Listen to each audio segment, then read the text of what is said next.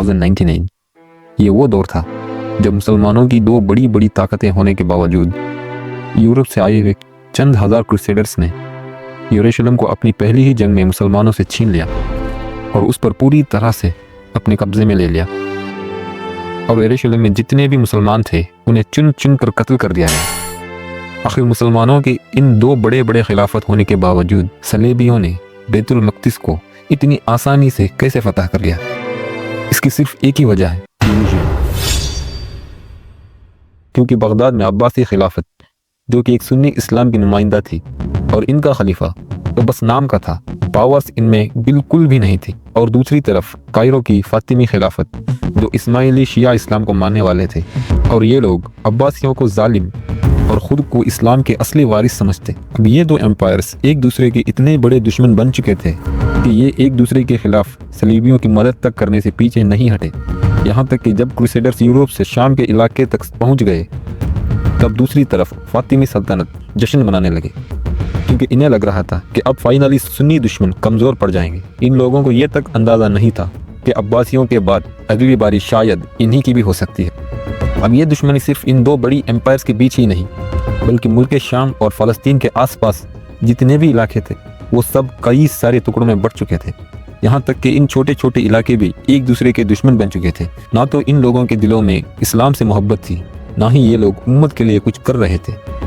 और ये लोग इस कदर दुश्मन बन चुके थे कि इन्होंने सिर्फ और सिर्फ अपने मुसलमान दुश्मन को हराने के लिए क्रूसेडर्स की मदद किया करते और सलेबियों को पैसे देकर अपने आर्मी में शामिल कर लेते। बस यही एक वजह थी कि सलीबियों ने बड़ी आसानी से मुसलमानों को हराकर बैतुल मक़दिस को कब्जा कर लिया, क्योंकि मुसलमान उस टाइम भी बिल्कुल आज की तरह एक दूसरे के दुश्मन बन चुके थे। If they get one, we have to get one. Well, Iran's Ayatollah Khomeini has issued a warning to Saudi Arabia. Both Iran and Riyadh are formidable rivals. They have fought most wars in the region. Now, अब इस सब से कुछ साल बाद आज के Iraq के शहर तिक्रित में एक मामूली से सोल्जर के घर में एक बच्चा पैदा हुआ जिसका नाम यूसुफ इब्न अय्यूब रखा गया। कहा जाता है कि जिस दिन यह बच्चा पैदा हुआ उसी दिन उसके ख़ानदान को तिक्रित से निकाल दिया गया।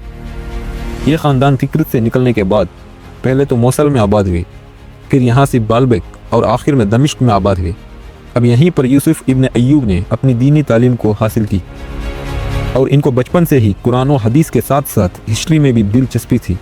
और कहा जाता है कि यूसुफ सिर्फ एक आलिम या काजी बनना चाहते थे, लेकिन अब इन सब के बीच एक और शख्सियत थी जिन्होंने यूसुफ इब्न अय्यूब को यूसुफ से सलाहुद्दीन अय्यूबी बनाया, जिनका नाम था इमादुद्दीन जंगी।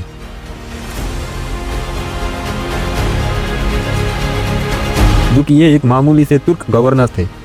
अब इन्होंने ही सबसे पहले सलेबियों से बैतुल मक़दिस वापस लेने के लिए एक मिशन बनाया, जिसका सिर्फ एक ही मकसद था कि सारे मुसलमानों के बीच बढ़ती हुई दुश्मनी को ख़त्म करके सबको यूनाइट करना, चाहे इसके लिए उन्हें मुसलमानों से जंग ही ना लड़नी पड़े। इन्होंने अब इस मिशन को काफ़ी हद तक आगे भी बढ़ाया, जिसमें इन्हें एक बड़ी कामयाबी भी हासिल हुई। दरअसल इन्होंने 1144 में सलेबियों का मजबूत किला काउंटी ऑफ एडेसा को फतह कर लिया, जिससे मुस्लिम दुनिया में एक बड़ी खुशी का माहौल था, क्योंकि पिछले 50 सालों में ये मुसलमानों की क्रूसेडर्स के खिलाफ सबसे बड़ी विक्ट्री थी।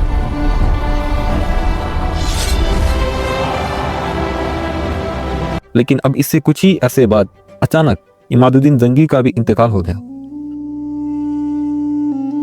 अब जो ख्वाब इमादुद्दीन जंगी ने देखा था उसको पूरा करने की जिम्मेदारी उनके बेटे नूरुद्दीन जंगी के कंधों पर आ गई, जो कि ये एक ग्रेट वॉरियर और लीडर भी थे।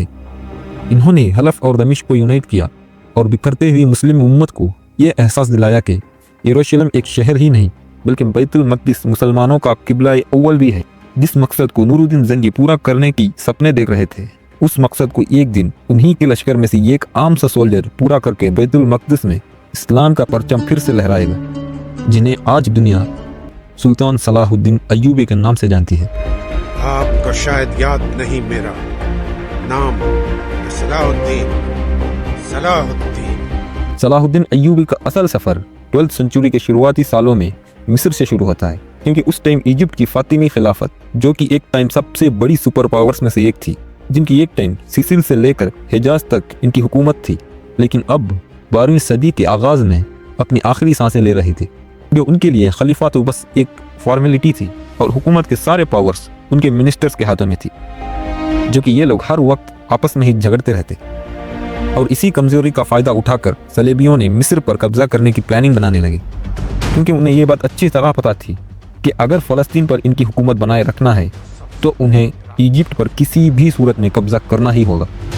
लेकिन दूसरी तरफ नूरुद्दीन जंगी, इन्हें भी इस बात पर पूरा यकीन था कि अगर सलेबियों ने मिस्र पर कब्जा कर लिया तो मुल्क शाम और फ़लस्तीन हमेशा के लिए मुसलमानों के हाथों से निकल जाएगा। नाउ अब नूरुद्दीन जंगी का इरादा बिल्कुल क्लियर था कि कैसे भी करके हमें इजिप्ट को सलेबियों के हाथ लगने से रोकना ही होगा, जिसके लिए इन्होंने अपनी एक लश्कर, जिसका जनरल असदुद्दीन शेर को बनाकर इजिप्ट के लिए रवाना किया।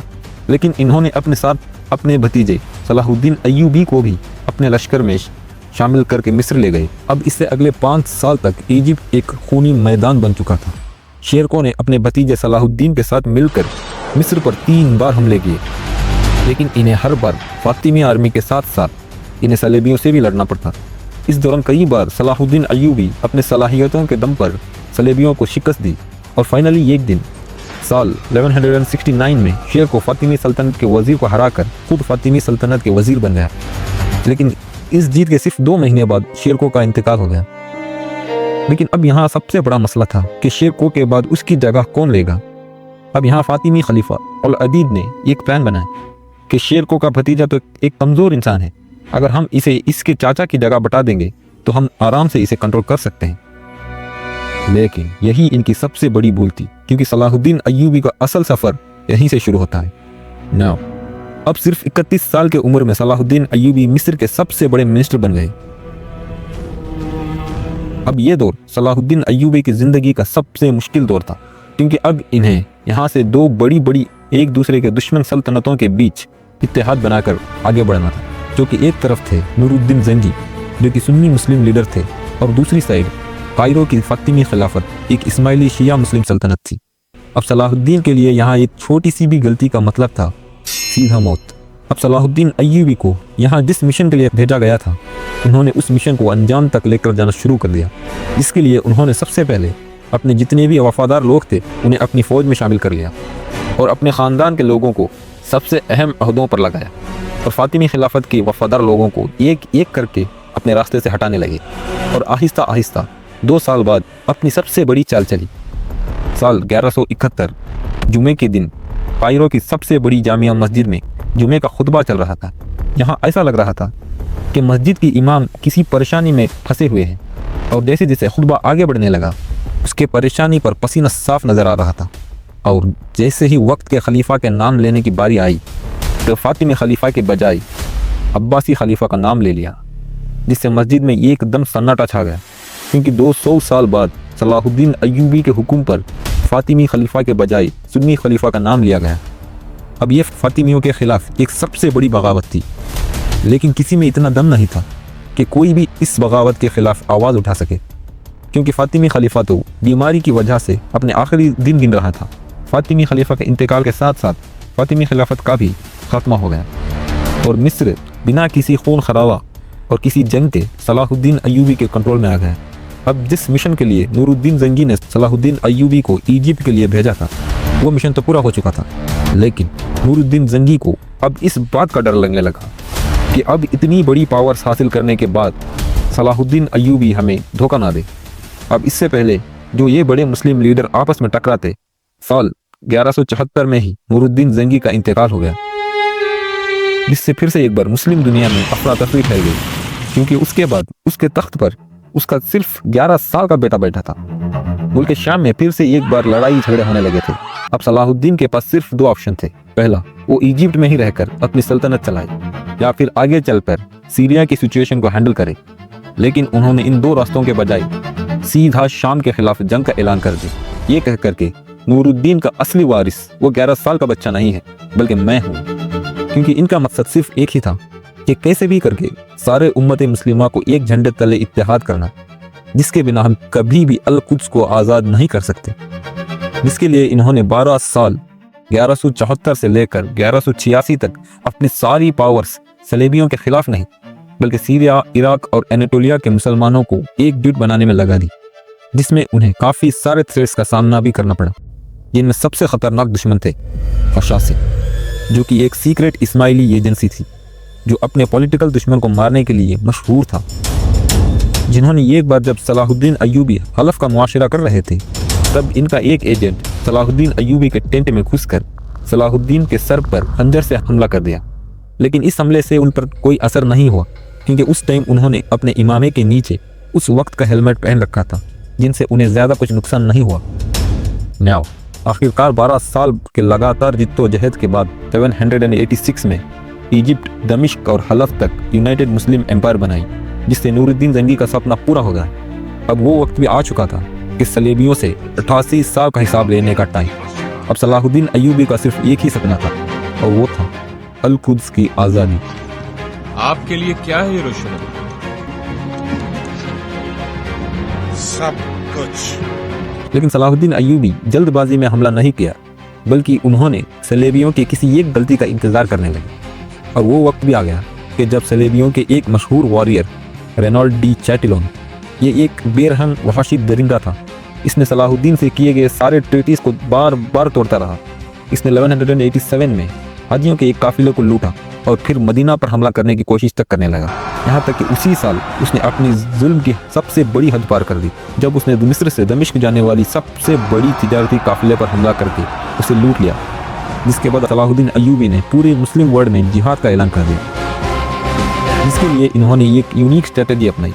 उस टाइम सलीबियों के आर्मी के यूनिफॉर्म बहुत ज़्यादा वजनी हुआ करते थे, जिसके वजह से ये लोग गर्मियों में प्यास की शिद्दत से ज़्यादा देर तक लड़ नहीं सकते। इसका फ़ायदा उठाकर सलाहुद्दीन अय्यूबी ने इनके लिए एक डेडली ट्रैप बनाया, जिसमें अपनी फ़ौज के एक छोटे से हिस्से को सी ऑफ गलीली शहर के तिब्रिया पर हमला करने के लिए भेज दिया।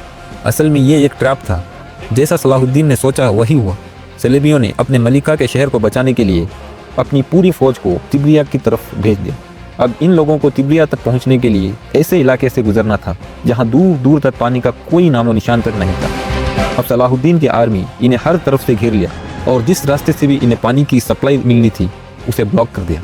अब फाइनली सलेबियों की सारी फौज हितिन के बड़े बड़े पहाड़ों के बीच फंस गई और सिर्फ एक ही शाम में पूरी सलेबी फौज तबाह बर्बाद हो गई। गाय दे लुजियन और काफ़ी सारे नाइट्स भी गिरफ्तार किए गए, और इन सब के बीच वो भी था जिसकी सलाहुद्दीन को तलाश थी, रेनॉल्ड डे चैटिलोन। जंग के बाद सलाहुद्दीन ने यरूशलेम के बादशाह को इज्जत के साथ उसे पीने के लिए ठंडा पानी दिया। जब बादशाह ने उस प्याले को रेनॉल्ड को देना चाहा तो उसे रोक दिया, क्योंकि उस टाइम बादशाह को पानी देने का मतलब उसकी जान की अमान है, जबकि सलाहुद्दीन अय्यूबी ने कसम खाई थी कि वो रेनॉल्ड को नहीं छोड़ेगा। अब उन्होंने अपनी कसम तो पूरी कर ली और रेनॉल्ड को कत्ल कर दिया। नाउ अब हतिम के फतह के बाद सलेबियों के पास अब अल कुद्स को बचाने के लिए कोई बड़ी फौज नहीं थी, और फिर 2 हफ्ते के मुहासरे के बाद 2 अक्टूबर साल 1187 शब मेराज के दिन सलाहुद्दीन अय्यूबी ने किबला-ए अव्वल को एक बार फिर आज़ाद कर लिया। अब शहर के सारे लोग डर से कांप रहे थे, क्योंकि उन्हें पता था कि उनके बाप दादा ने 88 साल पहले जो हाल वहाँ के मुसलमानों का किया था, अब इनका भी वही हश्र होने वाला है। लेकिन सलाहुद्दीन अय्यूबी ने ऐसा कुछ नहीं किया, बल्कि उन लोगों को माफ़ कर दिया और हर एक ईसाई और उनकी इबादत गाह का हिफाजत का वादा भी किया। बच्चे, बूढ़े और तुम्हारी मलिका। सिर्फ एक शर्त रखी गई, जो भी ईसाई इस शहर को छोड़कर जाना चाहता है उसे एक मामूली सा टैक्स अदा करके जाना होगा, जिसमें मर्दों के लिए 10 दिरहम, औरतों के लिए 5 और बच्चों के लिए 2 दिरहम का टैक्स लगाया गया, और 40 दिन के अंदर शहर छोड़कर निकल जाने की इजाज़त दी। और फाइनली एक दिन सलाहुद्दीन अय्यूबी फातिह बनकर मस्जिद अक्सा में दाखिल हुए, और 88 साल बाद पहली बार मस्जिद अक्सा में जुमे की आज़ान फिर से सुनाई गई। अब सुल्तान सलाहुद्दीन अय्यूबी का सपना पूरा हो चुका था, लेकिन यूरोप के लिए ये खबर एक बहुत बड़ा झटका था, क्योंकि पोप अर्बन III इस खबर को सुनते ही फौरन मर गया। तब नए पोप ने फौरन 3rd क्रूसेड का ऐलान कर दिया, और इस बार सलाहुद्दीन के खिलाफ एक सबसे बड़ी लश्कर को लेकर यूरोप के 3 ताकतवर बादशाह खुद मैदान में उतर चुके थे, जिनमें होली रोमन एम्परर का बादशाह फ्रेडरिक बारबारोसा, फ्रांस का जवान बादशाह फिलिप ऑगस्टस II और इंग्लैंड का सबसे ताकतवर बादशाह रिचर्ड I, जिसे उसकी बहादुरी से लायन हार्ट कहा जाता। इसीलिए इस जंग को किंग्स क्रूसेड कहा गया। अब इसके बाद कई सालों तक जंगें चलती रही, कभी रिचर्ड जीतता तो कभी सलाहुद्दीन अयूबी जीतते, और आखिरकार थक हार कर साल 1192 में इन दोनों ताकतों के बीच ट्रीटी ऑफ जाफा साइन किया, जिसके मुताबिक बैतुल मक़दस मुसलमानों के कब्जे में रहेगा। ईसाइयों को बैतुल मक़दस में उनके होली प्लेसेस की ज़ियारत करने की इजाज़त दी गई और 3 साल तक जंग बंदी रहेगी। अब इस सब के कुछ ही महीने बाद सलाहुद्दीन अयूबी बीमार पड़ गए और एक दिन 4 मार्च 1193 के दिन सुबह फजर के टाइम इनका इंतकाल हो गया। अब इनके इंतकाल के बाद इनके पास इनकी कमाई हुई रकम सिर्फ 1 सोने का दिनार और 47 चांदी के दिरहम थे, जो कि इनका जनाजे के खर्चे के लिए भी काफ़ी नहीं थे। इनके इंतकाल के साथ ही इनकी सिर्फ एक गलती की वजह से सिर्फ कुछ ही अरसे में इनकी ये अजीम सल्तनत भी बिल्कुल ख़त्म होगी। सब्सक्राइब।